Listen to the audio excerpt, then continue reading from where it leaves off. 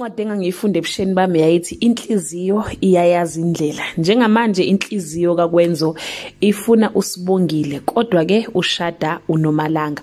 Hello everyone, welcome back to Sunday Live Show. Thank you so much guys for tuning in. I'm here to update you of what's going to happen on the Sibongile and the Dlaminis from the 22nd to the 23rd or 4th of July 2024 on Monday.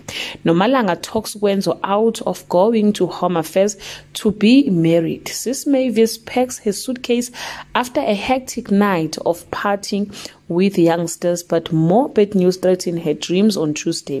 Njenga delivers an eloquent speech resonating with the timeless adage, all's well that ends well. As the wedding procession begins, Kwenzo summons a quiet fortitude, envisioning himself at the altar with Sibongile on Wednesday. Sibongile readies to live and live her dreams. There is no dry eye in sight, Njengaye reveals as Vusi's house of cards readies to tumble. Well guys, that's all I have for today. You can leave your comment below and share your opinion. Bye.